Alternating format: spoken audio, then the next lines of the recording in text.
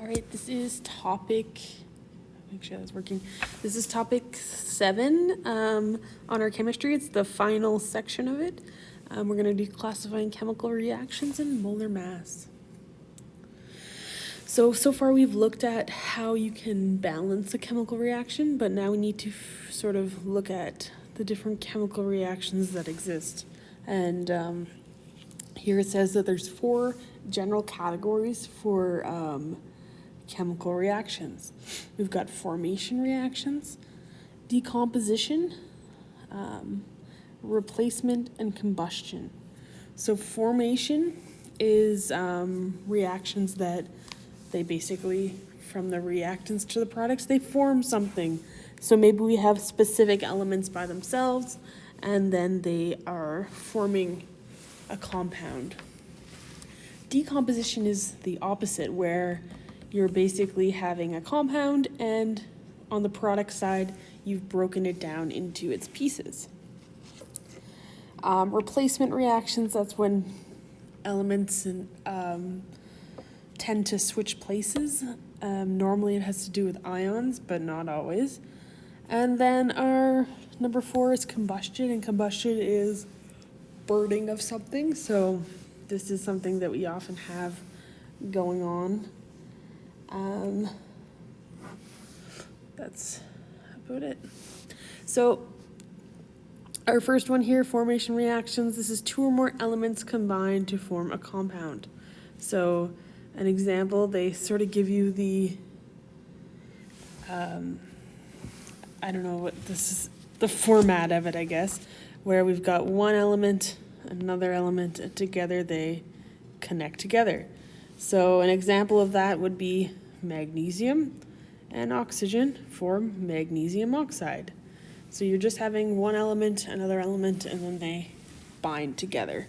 That's formation. It's forming a compound. And that's what it says right here, forming a compound. Decomposition, like I said, is the opposite, where we have a compound and we're breaking it into its parts. This is breaking down a compound. And an example of that is water is broken down into hydrogen and oxygen. So you're just taking the parts that are in the compound and breaking it down. Okay. The third one here is a replacement reaction. It says single replacement in a reaction between a compound and a lone element. One element in the compound is replaced by the lone element. And double replacement, this is a reaction between 2 compounds and one element in each compound is swapped. So let's put this one right here. So we've got a compound plus a element on its own, and then basically this one by its own goes with this, and then this guy leaves. So we've got the B is by itself, and then these form. So it's like you have, I always say dance partners, where basically someone is sadly dancing by themselves, and then these people are dancing together, and then this person alone gets to dance with A, and now B is alone. Okay? So that's how we do single replacement.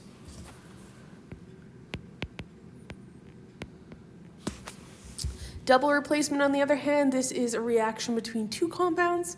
One element in each compound is swapped with another element in the other compound. So we've got 2 compounds. We've got AB together and CD together, and they're formed by, they basically switch spots, so switching partners. So now we don't have anyone dancing alone. It's like they're dancing with a partner and then they switch partners. So now A was with B, now A is with C, and C was with D, and now D is with B. And this will become more clear when we do some examples, but I guess there's 2 examples right here. So the first one here is a single, I'm just gonna write double right here. So that's the example. This one is a single replacement because we've got a compound. We've got copper and chloride, that's a compound. And we've got zinc alone, and now zinc joins chloride to make a compound, and now copper's alone. Okay, so something to note here is that we can't put, we got CuCl, and then we've got zinc on their own. When it switches partners, we're not going to have Zn. I don't know why this is Cu. And that's because this is two metals. Remember that we need to have metals and non-metals together, so this would never happen where we would have the metals. So the metals are the ones that are switching spots. Oops.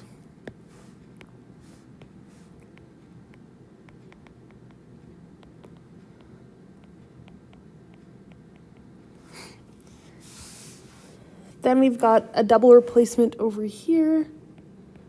And this is where we have two compounds. So HCl is a compound, NaOH is a compound, and then they switch partners. So H goes with OH to make water, and Cl goes with NaCl to make salt.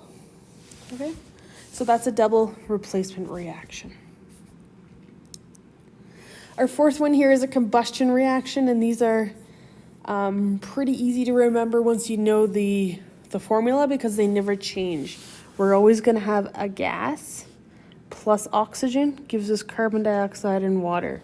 So the only thing that ever changes in these reactions is your gas. Okay? And then that gas determines how we're going to balance these, right? You see the balancing there. So yeah, it says a carbon-hydrogen compound, a fuel or a gas. It reacts with oxygen to produce water vapor and carbon dioxide. So you should know that in order for something to burn, which is what combustion is, we need oxygen. So the fuel plus oxygen will burn, and what burns, the smoke that comes off, is carbon dioxide and water vapor. Okay? And then obviously heat. Heat is also given off.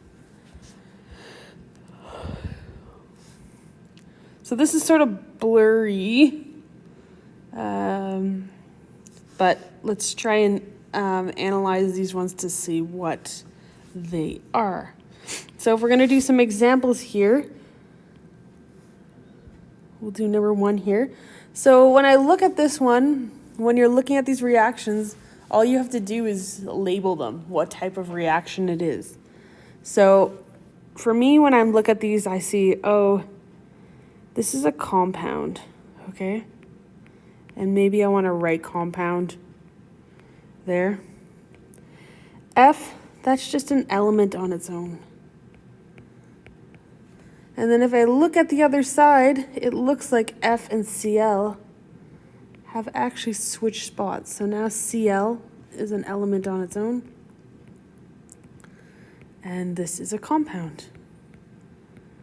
You don't have to write all this when I'm writing. I'm just trying to identify and show you where I would get the name for this. So we've got a compound and then an element on its own, and then there's a switching of partners. So if you remember back up here, a compound and an element on their own, and then they switch partners, and now this element's on their own. So that would be a single replacement. So all you would need to write is write single replacement, single whatever you want to write. I don't know if I can write single replacement. There we go. Okay, the second one here, this one is a compound as well. This one is a compound, right? It's got potassium and chloride. So a compound, remember, is something that has two elements, two or more, I guess, together. This is a compound, and this is a compound. So these are all compounds. There's nothing alone. And if we look at it, more closely, we've got Ag here, Ag, NO3, NO3. So it looks like what I'm seeing here is that they're actually switching, doing that switching partner thing. And I'm just doing that just so you can see that. So we've got yellow and red together, and now yellow and green is together on the other side, and blue and green is on this one side, and now blue and red. So they're switching partners, and that is what we would see up here. We've got a compound, and then new compounds. So that's a double replacement.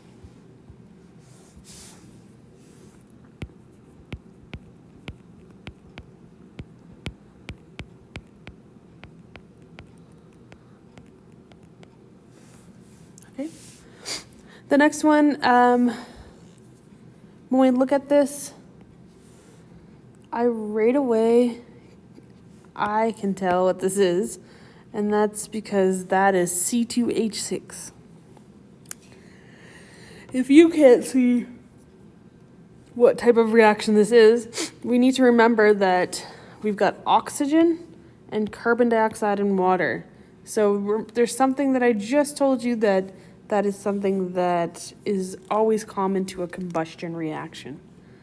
So if we go back up here, combustion reactions, it's always going to be C something, H something. Oxygen makes carbon dioxide and water. So this is always going to be the formula, and that's just something I guess you kind of have to remember. Oops.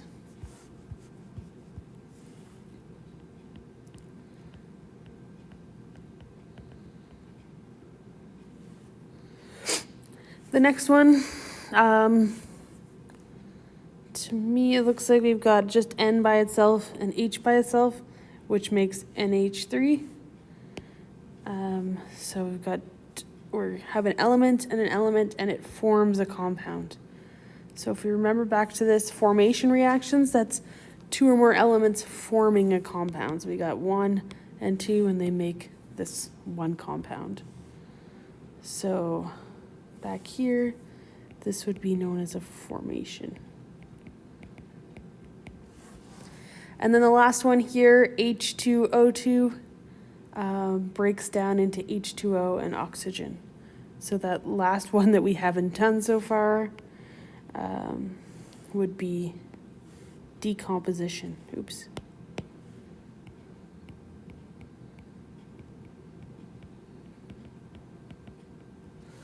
So decomposition is you have a compound and it breaks down into separate things.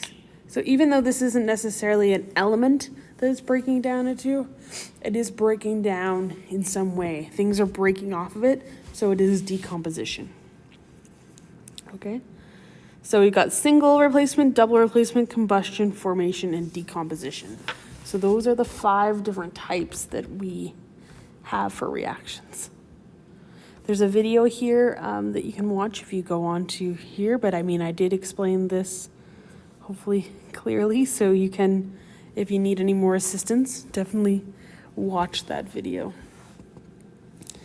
So here's some practice, I guess it says. Predict the products and write the complete chemical equation for each of the following reactions. Okay, so there's basically this activity, and if we were in class together, we would definitely try these out, and I would quiz you a bit on them. But right now, I'm not going to quiz you on them. I'm just going to show you how you do them. So let's do these 2, I guess, since that's what I have.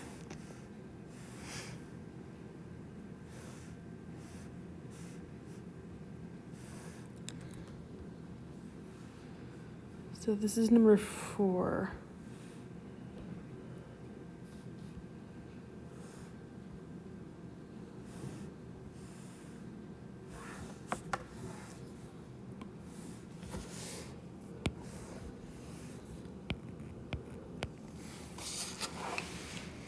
Okay, so first thing we're going to do is number 4. It says lithium nitride decomposes into its elements. Okay, so first of all, we're gonna have to figure out what lithium nitride is. So our first step is to figure out the symbols for lithium. I'm gonna tell you that it's right there, number 3 on the periodic table. I'm just gonna write lithium nitride just so I can remember. So lithium is Li, and because it's in that first row of the periodic table or column, it's a +1 charge. Nitride, on the other hand, remember that "ide" ending, that means it's in the periodic table, so we can go to the periodic table if I have it here. And then we can go to number 7, nitride. I can't write on here per se, can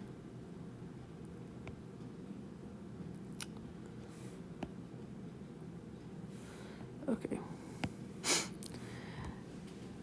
If you count backwards from fluorine, number 9, that's -1, -2 is oxygen, and -3 is nitrogen. So on your periodic table, hopefully you have that, but nitrogen should be a -3.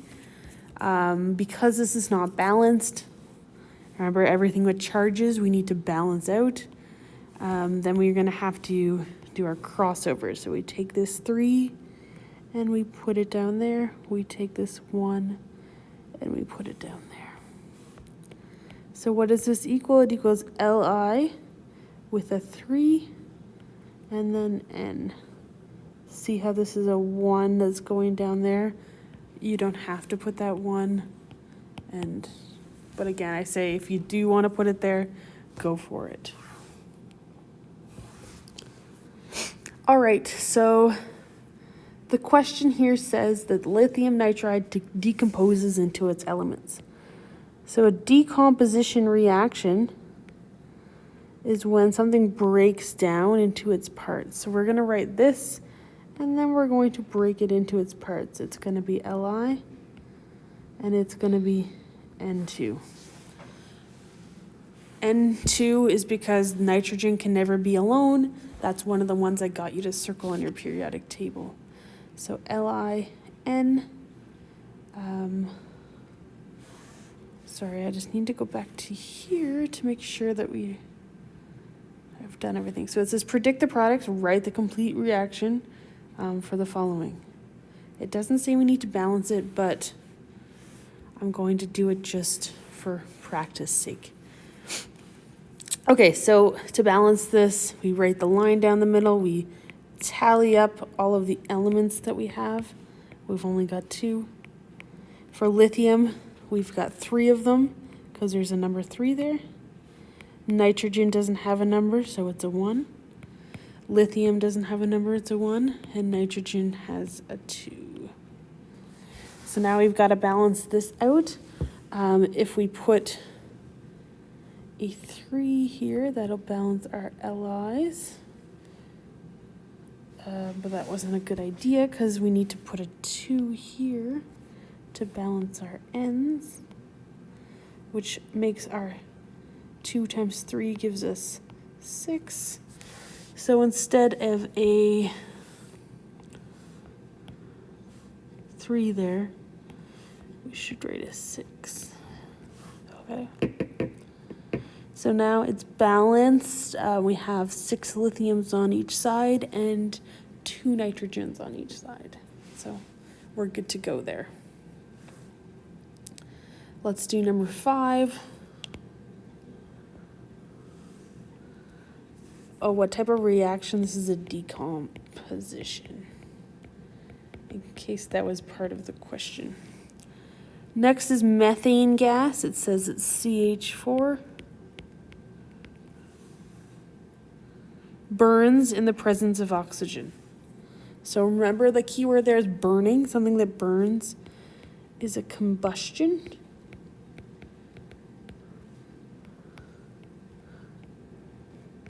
So when you look back at a combustion, I'm not going to, but a combustion reaction is a fuel plus oxygen gives you carbon dioxide, and water. So that's really all we need to do there, and then we just need to balance it. We got C's, H's, and O's.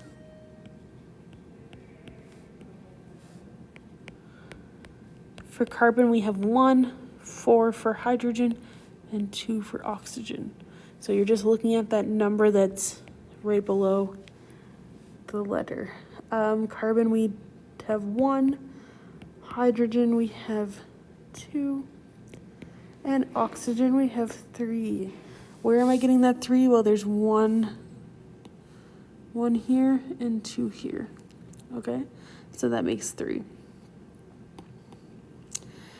So now we need to balance this out. I always told you before, leave the hydrogens to the end.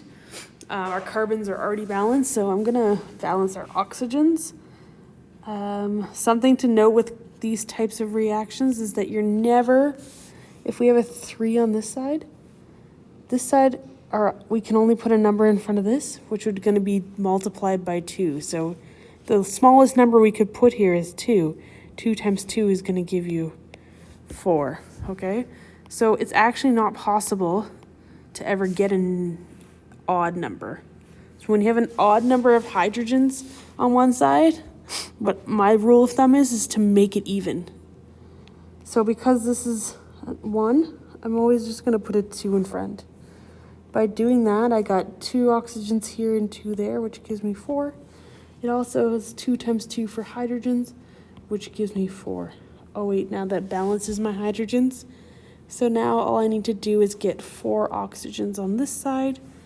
We need to put a number in front of the O2, which is gonna be 2. Sorry, I gave you the answer. So 2 times 2 would give me 4. Okay, so that's balanced. That's our combustion type of reaction. That's it. So there's more examples there, but honestly, that's the way that you're going to do that. Just try it out on your own. And there's some more there that, again, it's all about everything that we've learned about chemistry so far, sort of putting that together. The next thing we're going to talk about is Avogadro's number. And maybe I should stop there and make that a separate video. I will.